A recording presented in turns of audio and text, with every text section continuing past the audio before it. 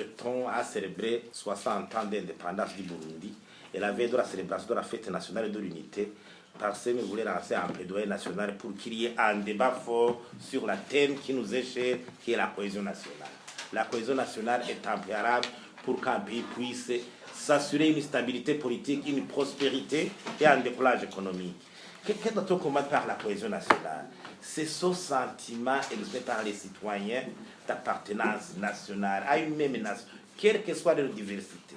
Un vrai vouloir vivre collectif qui s'exprime en partage d'un passé commun, d'un avenir commun. L'égalité de tous devant la loi, l'égalité de tous, l'égalité des chances. Les citoyens considérés de même façon. Un citoyen qui peut contribuer au développement et à la gestion des affaires publiques. C'est un citoyen, ce n'est plus un sujet comme dans les époques monarchistes. Il faut aussi, et la cohésion se fonde aussi sur l'existence des classes moyennes. Il ne faut pas qu'il y ait des gens, une petite classe qui s'enrichit de façon démesurée et une grande partie de la personne qui croupit dans une misère, alors que même ceux qui s'enrichissent ne le font pas à partir des activités génératrices de revenus visibles, à partir d'un travail de sueur. Donc, de manière que la cohésion nationale aujourd'hui devrait avoir un débat privilégié. Mais si on analyse la situation de la cohésion nationale, on voit que la cohésion nationale a été vraiment mise à l'épreuve depuis longtemps.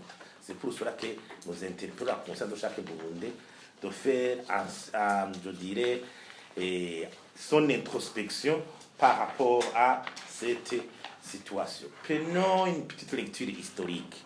Au lendemain de l'indépendance en 1962, par exemple, les premières 4 années de l'indépendance, vous voyez les histoires que les Burundais ont connues.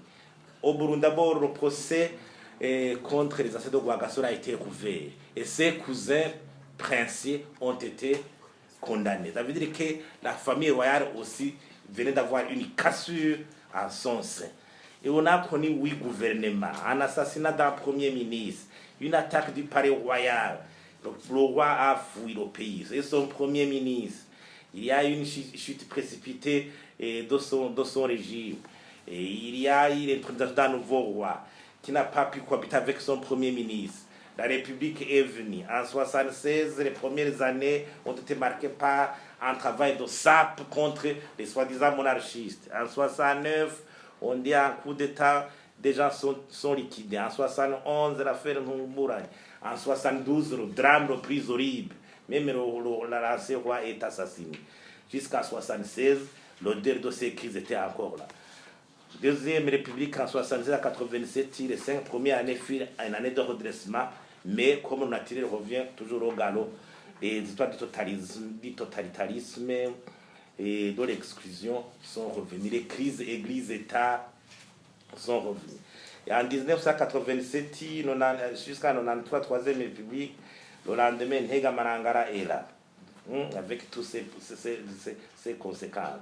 La charte de l'unité dont nous parlons aujourd'hui est votée en février. Mais en novembre 1991, une attaque sévère des rebelles et ça va sur Bujumbura. En 1993, la campagne électorale se fait sur l'exacerbation des haines ethniques. En 1993, l'assassinat du président élu, les massacres dans tout le pays, les réfugiés, les déplacés. La convention du gouvernement vient, mais elle aussi échoue. Vous vous souvenez qu'il y a eu la situation où le Burundi a été représenté au sommet de l'ONU par 2 délégations. Le président part avant midi, le premier ministre après-midi. Les 2 délégations sont dans une même ville et ne se saluent pas. Donc ça a été une situation dramatique. En 1996, le deuxième coup d'État. Le président revient au pouvoir. L'embargo nous frappe. Les attaques continuent. En 2005, le parti gagne les élections et les Burundais disent quand même, mais avec les nouvelles élections, la situation va s'accroître. Mais là aussi, à ce début, le parti a été ankylosé par une crise interne. Vous vous souvenez de la crise de la Javu et la javiste et quoi. Ça a paralysé un peu les énergies, le nouveau élan du parti au pouvoir. Le parti au pouvoir avait un élan nouveau pour rassembler, pour créer une dynamique de développement, mais il a été ankylosé par cette crise interne. Parce que c'était une crise au plus haut sommet du parti. En 2010, on organise les élections. Une partie des partis politiques font défection. Vous vous souvenez de la création de la DCI Kivili.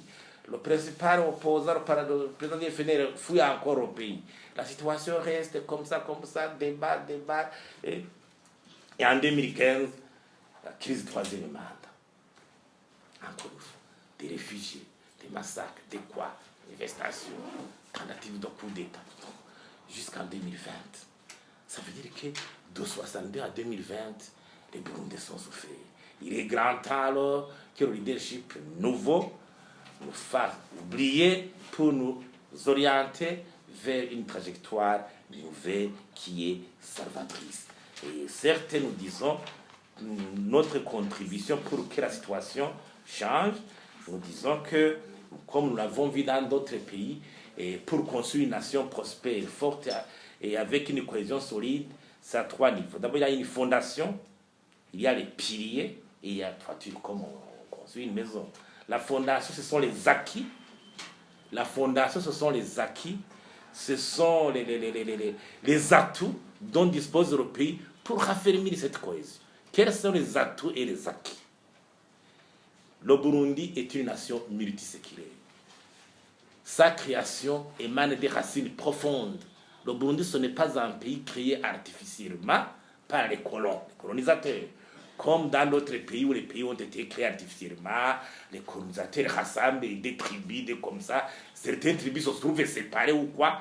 Mais le Burundi a une existence de racines profondes. Deuxièmement, on a une même culture et une même langue. Les soi-disant ethnies qui composent le Burundi, quelle ethnie qui peut se prévaloir d'avoir introduit le Kirundi avant? Quels sont les vestiges d'une ancienne civilisation, par exemple, qui serait l'apanage d'une ou autre composante de la société burundaise? Et il y a aussi les deux accords qu'on a. La charte de l'unité et l'accord d'Arusha pour la paix et la réconciliation. Nous célébrons la charte de l'unité demain. Quel est le contenu de la charte de l'unité? Quelle est la relation entre la charte de l'unité et l'accord d'Arusha pour la paix et la réconciliation? En tout cas, les Burundais ont décidé de dialoguer et de trouver solution à les problèmes par un dialogue. Donc il y a des accords. C'est un patrimoine, c'est notre richesse. Les 2-0 qui nous servent d'exemple, de référence. Le prince Rwagagasore, le président Miriki Ndadaye. On les a mis sur le billet de 10 000 francs. Ça dit ce que ça dit. C'est notre référence dans la culture politique. Est-ce que nous nous imprégnons de la culture politique? Le prince Rwagagasore, vous avez entendu son discours avec sa saveur au niveau de la tolérance politique, au niveau du rassemblement. Est-ce que nous nous contentons à déposer le germe de frères le 13 octobre et puis nous retournons dans les mêmes états, dans les mêmes éléments? Non, cette culture politique devait nous transformer. Et aussi le conseil de Bushingana qui prouve que la société burundaise, dans sa vie profonde, elle se tenait sur les valeurs, l'honnêteté. C'est ça, l'honnêteté, justice. Et les piliers, alors, c'est 4 piliers. Comme les couronnes d'amis, il y a la bonne gouvernance électorale pour que les élections ne soient plus un prétexte de cassure au niveau de la légitimité pouvoir. Des partis politiques forts, l'ouverture de l'espace politique. 2, il faut une administration professionnelle, centrée sur la séparation des postes politiques et des postes techniques. L'égalité des chances dans l'administration. L'égalité des chances pour bénéficier des avantages des services publics. C'est la déclaration des biens pour inviter les agents de l'administration à ne pas se servir. Les incompatibilités pour éviter que les gens profitent de leur position. Au lieu de servir la nation, ils commencent à s'arroger, à se donner des avantages indus, les exonérations, les marchés publics, les monopoles qui sont constitués, et les autres sont quasiment exclus, alors qu'il devait y avoir des normes, et des règles de jeu qui permettent à ce que, dans un contexte d'égalité des chances, tout le monde puisse y trouver son compte et éviter les tracasseries administratives. 3e pilier, construisons la justice. La justice qui tient sur la justice traditionnelle qui est sur le passé qu'on a déjà connu avec l'action de la CV. Il faut construire ce mine avec une justice causée comme arbitre qui protège tout le monde, les biens des uns, des autres, qui assure. Il ne faut pas qu'on ait toujours la justice du vainqueur quand certains ne sont plus au pouvoir. Quand les choses changent, on voit que la justice aussi est instrumentalisée pour s'attaquer aux plus faibles. Alors qu'on n'est pas fort de façon viagère. C'est la nature. Il faut qu'il y ait une justice, un arbitre qui protège tout le monde. Quatrième pilier, c'est l'action civique dynamique. L'action citoyenne dynamique. Une société civile, des citoyens et qui savent les lois, les lois qui les protègent, qui peuvent exiger la redevabilité, la libre entreprise. Il faut que les gens entreprennent et il ne faut pas qu'il y ait des entraves. Il faut une presse aussi libre. La presse libre, c'est pour exiger la redevabilité vis-à-vis des dirigeants. La toiture, alors, c'est cette stratégie de développement. Avons-nous une vision partagée? Nous sommes conscients des potentialités dont on dispose. Quelles sont les fenêtres pour relancer l'économie? Quelle est la stratégie pour mobiliser les fonds? Il faut que ce choix au niveau des dynamiques économiques soit conçu pour que, justement, renforcer cette cohésion. Parce que là où une société aussi est pauvre, il est difficile de parler de renforcement de la cohésion nationale. Et je vous remercie.